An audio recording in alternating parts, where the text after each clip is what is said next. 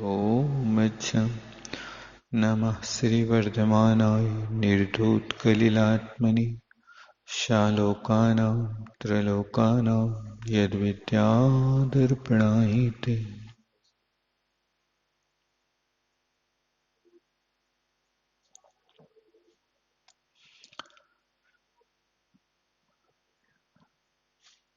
आत्मस्वभाव की प्राप्ति के लिए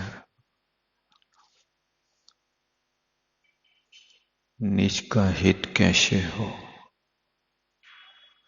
इसके लिए अभी सम्यक दर्शन का स्वरूप अपन ने संक्षेप में समझा। सम्यक दर्शन का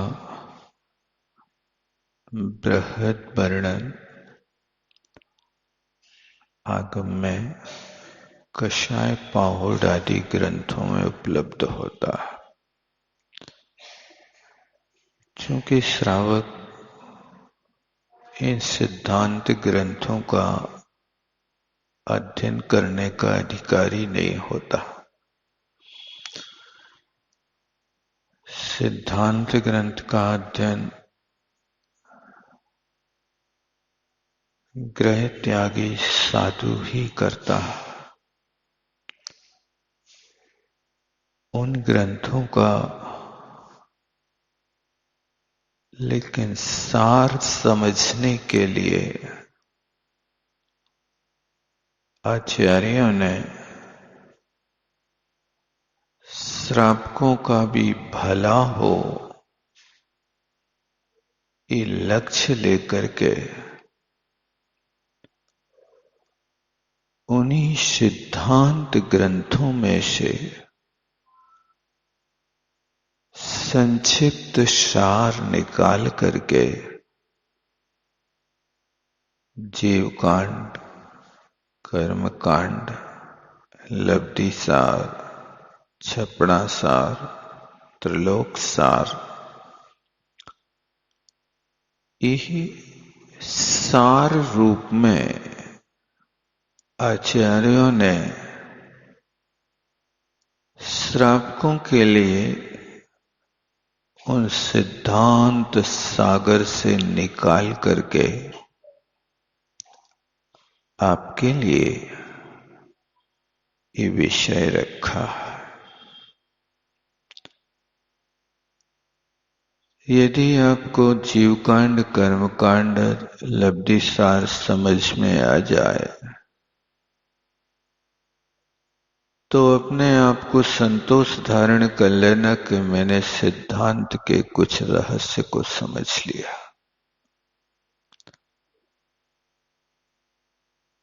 यदि आप कभी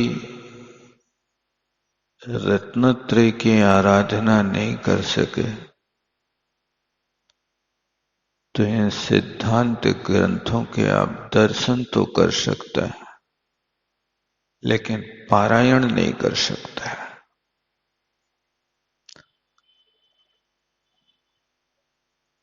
इस तरह आप अपनी क्षमता बढ़ा सकते हैं। तो ये सम्यक दर्शन के 8 अंगों को अपन ने समझ लिया।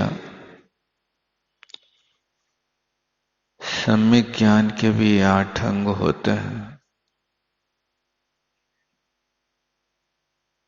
उन सम्यक ज्ञान के 8 अंगों का पालन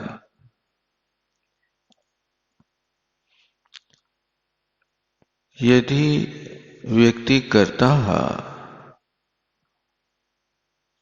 तो आपका सम्यक ज्ञान निर्दोष रहता है, निर्मल रहता है।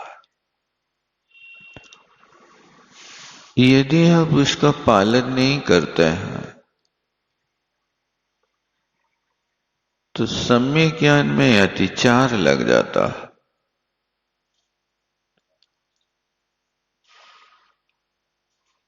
तो उस सम्यक ज्ञान के 8 अंगों में आचार्यों ने कहा सबसे पहला अंग शब्दाचार है।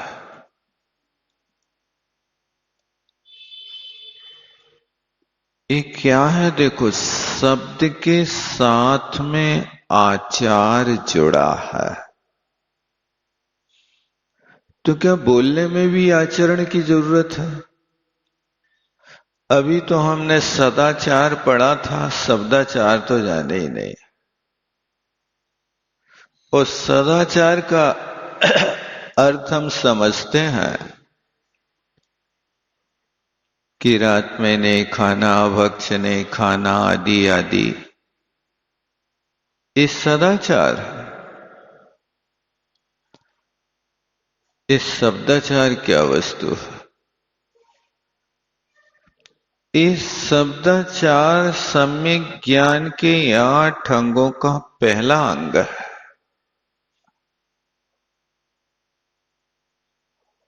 यानी आप शब्द को बोलते हैं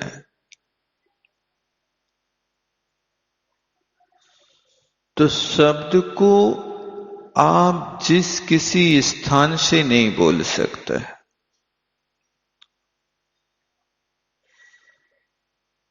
उस शब्दाचार को बोलने के लिए इन शब्दों का उच्चारण करने के लिए 8 स्थान निश्चित किए जाते हैं।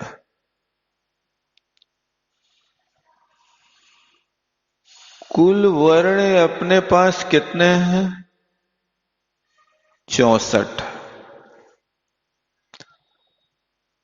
इंग्लिश मीडियम से पढ़ने वालों के लिए 64 शब्द नहीं मिलेंगे। हिंदी वालों के लिए भी 64 नहीं मिलेंगे, क्योंकि हिंदी की व्याकरण में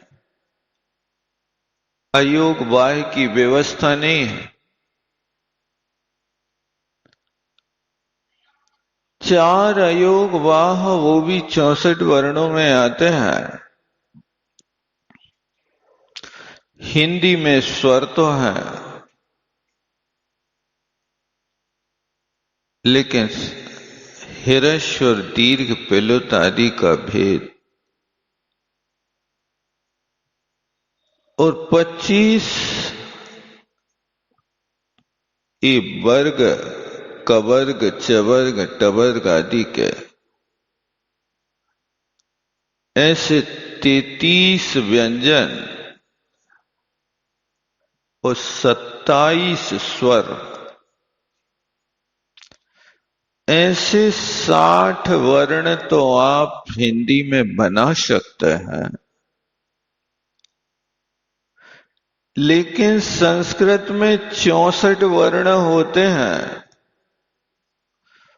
उनमें 4 वर्ण अनुस्वार, विसर्ग, जिह्वामूली और उपध्मानी है। इन 4 वर्णों को मिलाकर के 64 वर्ण के माध्यम से द्वादशांग की रचना हुई है। तो इन 64 वर्णों को अपने मुख से बोलना है, लेकिन अपने मुख से बोलने के 8 स्थान मुंह में हैं। उस वर्ण को उस स्थान से बोलना। इसलिए आपको उन स्थानों को सीखना भी आवश्यक है। कवर्ग है, कहां से बोलेंगे? एक कंठ स्थानीय वर्ण कहलाता। अकुह विसर्जनीय नाम कंठा। जब काका उच्चारण करेंगे तो आपके कंठ पर जोर पड़ेगा। का, खा, कक्का, ये कंठ स्थानी एक स्थान माना जाता है। अब जब च वर्ग का उच्चारण करेंगे तो इसको तालु स्थान कहता है। चा, छा, इस वर्ण के उच्चारण को आप देखो कि आपकी जिह्वा दांत के ऊपर तालु को टच कर रही है। इसका नाम तालु स्थान है।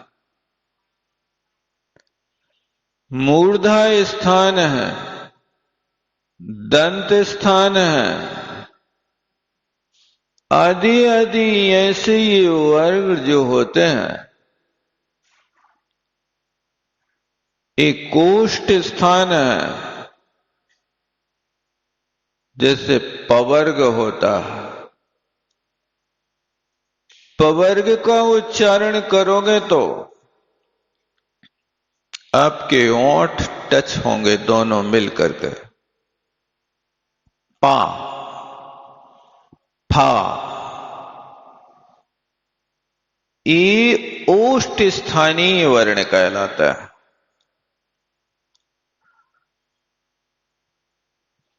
किसी विद्यार्थी से टीचर ने कहा, यदि व्याकरण में पवर्ग नहीं होता तो क्या होता? व्याकरण में यदि पवर्ग नहीं होता तो क्या होता? उस विद्यार्थी ने बहुत अच्छा कहा, सर आनंद आ जाता। क्यों आनंद आ जाता?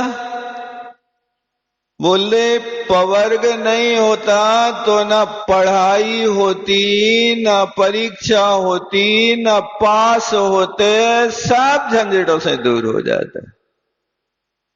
बहुत अच्छा। ये जैन सिद्धांत के अंग को मिटाना चाह रहा है। अलौकिक में भी लोग पवर्ग से परहेज करने लगे। एक लड़की ने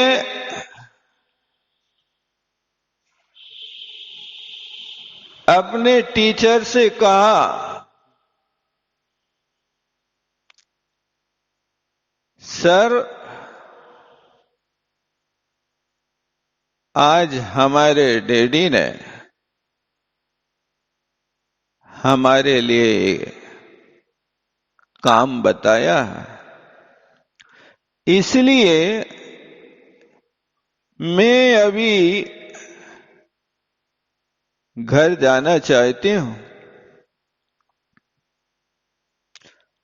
टीचर ने कहा, बेटा आप डैडी नहीं बोला करो, ये हमारी भारतीय संस्कृति नहीं है। अपनी भारतीय संस्कृति तो पिताजी बोलती है, आप पिताजी बोला करो। तो लड़की कहती, सर मुझे माफ करना, मैं पिताजी नहीं बोल पाऊंगी। क्यों? बोले पिताजी बोलने पर मेरे होंठों पर लगी लिपस्टिक फैल जाती है, इसलिए मैं पिताजी नहीं बोल सकता, क्योंकि पवर्ग ओष्ठ स्थानीय वर्ण है। पा, पा, मैं तो डैडी बोलूंगी, क्योंकि डैडी शब्द जो है ना वो मूर्धा स्थानीय है। टवर्ग में आने वाला टा, ठा, डा, तो उसके लिए अपनी लिपस्टिक की रक्षा करना है, संस्कृति की रक्षा नहीं करना। अपनी भारतीय परंपरा की रक्षा नहीं करना। यदि मैं पापा बोलूंगी, पिताजी बोलूंगी, तो मेरा मेकअप गड़बड़ हो जाएगा। देखो तो लोगों की क्या सोच। हमारे जैनाचार्यों ने कहा कि तुम यदि सरस्वती की उपासना करते हो तो सरस्वती की उपासना करने के लिए आपको इन 64 वर्णों को अच्छे ढंग से शब्दाचार के रूप में लेना पड़ेगा। यदि आपने शब्दाचार का पालन नहीं किया तो सम्यक ज्ञान का ये अंग आपका पल नहीं पाएगा। इसलिए हर व्यक्ति को इतना नॉलेज होना चाहिए कि ये कम से कम शब्दों को सही बोल सके। कहां कैसे शब्द बोलना है, उन शब्दों को यदि आप नहीं बोल पाओगे तो ये आपके शब्दाचार में दोष लगता रहेगा। इसलिए पहला आचार्यों ने इस शब्दाचार के रूप में कहा है, सम्यक ज्ञान को निर्दोष रीति से पालन करना है तो आप शब्दों का उच्चारण व्याकरण शास्त्र से पहले आप सीख लो। इतनी व्याकरण सीख लो आप कि जिसके माध्यम से आप सम्यक ज्ञान के अंगों का पालन कर सको। इस सम्यक ज्ञान के अंग यदि पालन हो गए तो आपका जैसे सम्यक दर्शन निर्मल हो गया, ऐसा ज्ञान भी निर्मल हो गया। इस शब्दाचार, यदि शब्द की कहीं अपने चूक होती है और आप प्रमाद करते हैं तो सम्यक ज्ञान का फल पूरा नहीं मिलता। आपको मालूम है आचार्य पुष्पदंत और भूतबली महाराज जब अपनी सरस्वती की आराधना करने के लिए तत्पर हुए तब उन महाराजों के मंत्र में एक अक्षर हीन था और एक महाराज के मंत्र में एक अक्षर ज्यादा था। 2 दिन के उपास लेकर के महाराज मंत्र आराधना के लिए बैठ गए, सिद्धि हो गई। अब देवी उत्पन्न हुई तो दोनों महाराजों के सामने एक देवी बिना आंख की और एक देवी बड़े दांत की। मुनि महाराज ने तत्काल विचार किया कि देवों का ऐसा स्वरूप नहीं होता, कहीं पर जरूर हमारी त्रुटि है।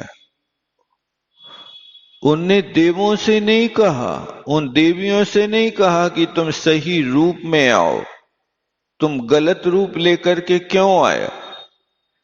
यानी आचार्य महाराज की इस वृत्ति से हमें सीखना चाहिए कि जहां कहीं भी यदि कोई दोष दिखाई देता है तो अपन को अपनी गलती की ओर दृष्टिपात करना चाहिए कि मेरी गलती कहां पर है।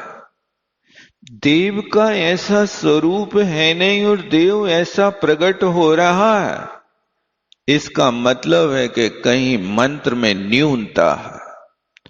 और महाराज ने व्याकरण शास्त्र से उस मंत्र को शोधन किया तो उसमें एक अक्षर की कमी थी और उन मुनि महाराज ने उस अक्षर की पूर्णता की और फिर मंत्र आराधन किया तो देवता बिल्कुल अपने रूप में प्रकट हो गया।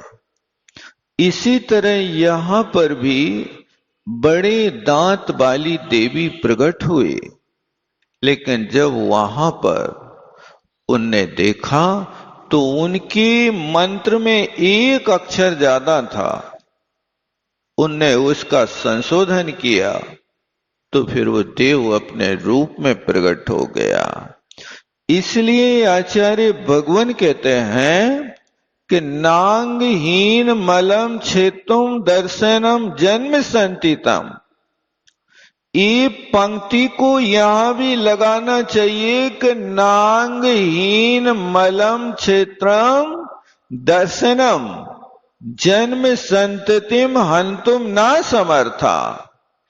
अंग से हीन सम्यक ज्ञान भी जन्म की परिपाटी को नहीं मिटा पाएगा। इसलिए यहां पर सर्वांग ज्ञान सम्यक हो और सर्वांग सम्यक तो हो, तब कहीं जाकर के मोक्ष मार्ग आपका निर्दोष होता है। ये कहा कि जब भूतबली और पुष्पदंत महाराज के सामने एक अक्षर से हीन अधिक फल की प्राप्ति नहीं हुई, सामने वाला एक व्यक्ति बोल पड़ा, महाराज यहां तुम एक अक्षर की हीनाधिकता में इतनी बारीकी कर रहे हो, वहां तो वो अक्षर ही नहीं समझ पाया। अंजन चोर और आणम ताणम कछु न जानम, वहां कहां उसके शब्दाचार पला होगा। विपत्ति काले मर्यादा नास्ति। उस समय विपत्ति आई थी, उस विपत्ति के काल में श्रद्धान से काम करना था, वहां श्रद्धान की मजबूती बताना थी। वहां पर वो चोर व्यक्ति जिसकी गर्दन पे तलवार लटक रही हो, वो कहां व्याकरण सीखने जाएगा। मुझे तो दृढ़ विश्वास है कि बिल्कुल उस सेठ ने जो कहा है वो सच्चा है, गलत नहीं हो सकता। अब जो भी कहा हो तुम्हें याद नहीं, कोई बात नहीं, मुझे पक्का श्रद्धान है कि वो व्यक्ति गलत नहीं कहेगा। ऐसी प्रामाणिकता आपके अंदर भी आना चाहिए। आप धर्मात्मा हैं। यहां तो आचार्य कह रहे देव शास्त्र गुरु का श्रद्धान करने से सम्यक दर्शन होता, लेकिन अंजन चोर को तो सेठ का श्रद्धान करने से सम्यक दर्शन हो गया। ये बात सुनी तुमने कभी कि नहीं सुनी? क्यों? तो क्या सेठियों का श्रद्धान हम भी करने लगे? अरे तुम ऐसे सेठ बनो कि चोर भी तुम्हारे ऊपर श्रद्धान करें। चोर तुम्हारे यहां छापा डालने के मूड में रहते हैं, लेकिन तुम छाप नहीं छोड़ पाते कि सेठ जैसी वो भी मूर्ति बना लेके वहां पर जाकर के तुम्हारे ऊपर ऐसा श्रद्धान कर ले। चोर को भी इतना श्रद्धान है, आप विचार करो। सेठ ने जो कहा वो गलत नहीं होगा। कितनी गजब की आस्था उसकी और कितने गजब का उन सेठ का आचरण रहा होगा कि धर्मात्माओं के बीच तो जिनकी पेट है सो है, चोरों के बीच में जिनकी पेट है। क्या उनका रहस्य, क्या उनका इतिहास रहा होगा, सुन करके आप लोगों को आश्चर्य नहीं लगता? ऐसा अपना भी दृढ़ आचरण, सदाचार और शब्दाचार इतना मजबूत बनाओ कि चोर भी तुम्हारे ऊपर विश्वास कर ले, और ऐसा विश्वास कर ले कि अंजन चोर जैसा उसके संकट कट जाए। उसको विपत्ति से किसने बचाया? सेठ ने बचाया कि भगवान ने बचाया? बताओ। ये तो है, और ये इतिहास आपके सामने लिखा हुआ है। अभी महाराज ने आपको अंजन चोर की कहानी सुनाई होगी शायद निशंक के तंग में, लेकिन आप विचार करो तो आप ये छल ग्रहण मत करना कि अंजन चोर ने तो एक भी अक्षर नहीं पढ़ा। वो भी उस अक्षर से भी बहुत बड़ा मजबूत श्रद्धांत था। बिना भाषा के भी लोग सम्यक दर्शन प्राप्त कर लेते हैं। पशुओं के पास कोई व्याकरण तो छोड़ो, उनकी भाषा अनक्षरी भाषा है। उनके पास कोई भाषा नहीं है, ना इंग्लिश है, ना हिंदी है, ना संस्कृत है। तुम्हारे घर की भाई गैया कौन सी भाषा जानती बताओ? तुम्हारी भाषा तो वो समझती होगी, लेकिन तुम उसकी भाषा नहीं समझते। वो क्या कह रही है? वो अपने बेटे को बुला रही है कि अपनी कोई पीड़ा आपके सामने बता रही है, आप नहीं समझ पाते। बस वो तो समय होता, वो गैया रमाती तो समझते हो कि वो अपने बेटे को बुला रही है। हो सकता है कि वो गैया बेटे को बुला रही कि मालिक को बुला करके घास मंगा रही, क्या मंगा रही, तुम नहीं समझते उसकी भाषा को। लेकिन वे भी वहां पर सार में बंधे बंधे, बंधन में पड़े पड़े, पराधीन रहते रहते, मच्छरों से काटते काटते, भूख को सहन करते करते और बारिश में रहते रहते अपना जीवन व्यतीत करते, लेकिन वे भी देवशास्त्र गुरु के ऊपर मजबूत श्रद्धा बना लेते और श्रद्धा बना करके वे सम्यक दृष्टि बन जाते। ये अपने अंदर भी होना चाहिए। तो अंजन चोर को सामने पकड़ के लाया वो व्यक्ति के हमें समय नहीं है और व्याकरण हमें समझ में नहीं आती, बहुत कठिन है, इसलिए हम तो अंजन चोर के ऊपर श्रद्धान करते हैं। भाई साहब, अंजन चोर की परिस्थिति तुम नहीं समझे। अंजन चोर के सामने कौन पीछे पड़ा था और तुम्हारे कौन पीछे पड़ा है? तुम्हारे पीछे आगम पड़ा है, गुरु पड़े हैं कि पढ़ो पढ़ो, सुनो, लिखो, आओ, प्रमाद छोड़ो। उसके पीछे गुरु नहीं पड़े थे, उसके पीछे तो सैनिक पड़े थे, सब ओर से घेरने के लिए खड़े थे, सब ओर से जाल फैला के रखा था, जैसे सुअर को पकड़ने के लिए लोग चारों ओर से तैयार हो जाते हैं। ये स्थिति उसके सामने थी। मुझे बेमौत नहीं मरना, मुझे तो धर्म की शरण में जाना है। उस समय तुम्हारे लिए कोई भाषा की, कोई व्याकरण की जरूरत नहीं। जैसा हो वैसे काम चला लो। अमृत नहीं मिलता तो पानी से भी लोग स्वस्थ हो जाते हैं। बस श्रद्धान आपका मजबूत होना चाहिए। आपका यदि श्रद्धान मजबूत नहीं है तो अमृत पी करके भी अमर नहीं हो सकते। और एक व्यक्ति का श्रद्धान मजबूत है, वो पानी पी करके, अमृत मान करके, और वो अमर हो जाता है। क्या ऐसा श्रद्धान आपके पास है? यदि है तो आप सम्यक दृष्टि हैं, और यदि नहीं है तो सम्यक दर्शन आपके पास, मैं नहीं कहता कितना अंशों में है, ये आप स्वयं निर्णय कर लेना। तो ये शब्दाचार है, इस शब्दाचार के विषय में अपन को अच्छी तरह से परिश्रम करना, लेकिन शब्दाचार के साथ शब्द का आचरण हो, शब्द सार्थक हो, अर्थवान हो, निष्प्रयोजन हो। जो शब्द अर्थवान है, विद्वान ऐसे ही शब्दों का प्रयोग करते हैं। विद्वान कीदृक वचो ब्रूते, विद्वान कैसे वचन बोलते हैं? अर्थवान बोलते हैं, जो प्रयोजन भूत होते, जिनमें अर्थ भरा होता है, ऐसे अर्थ वाले शब्दों का ही प्रयोग करते हैं। जिनमें कोई अर्थ नहीं होता, ऐसे शब्दों का प्रयोग नहीं करते हैं। आप बाजार में जाते हो तो बाजार में आप फल खरीदते हो तो आप रसवान फल खरीदते कि नीरस फल खरीदते? जिस संतरा के अंदर का रस सूख गया हो, जिसकी शकल बिगड़ गई हो, ऐसे संतरा को यदि 100 रुपए किलो के स्थान पे कोई 20 रुपया किलो भी देवे तो खरीदते कि नहीं खरीदते?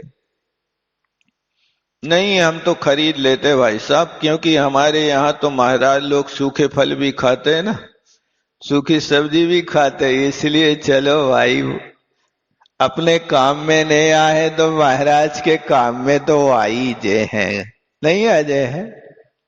ऐसा भी होता है, लोगों का श्रद्धांत होता।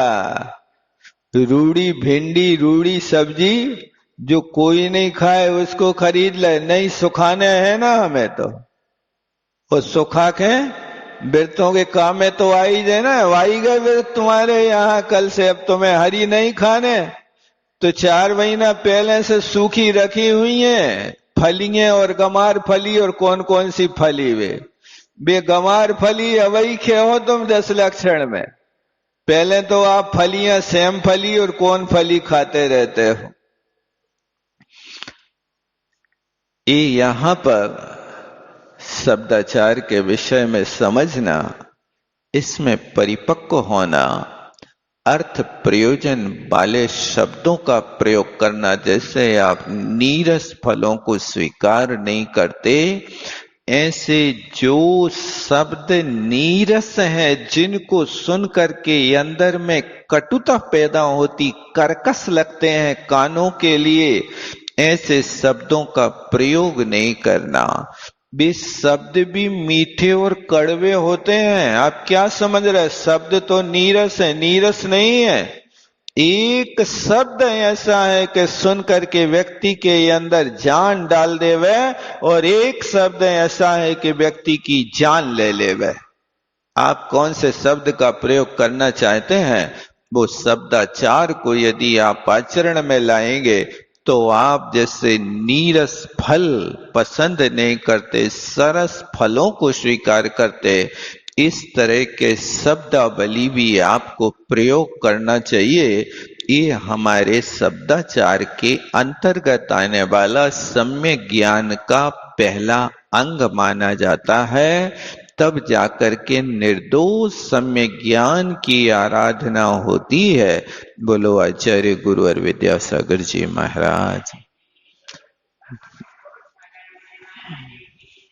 चावाणी के ज्ञान से सूझे लोकाल, सोवाणी मस्तक धरूं सदा दे। हे जिन वाणी भारती तो जपो दिन रैन, जो तेरो शरणागहे सो पावे सुख चैन। देव भजो अरहंत को, गुरु सेवो निर्ग्रंथ, दया धर्म पालो सदा। जय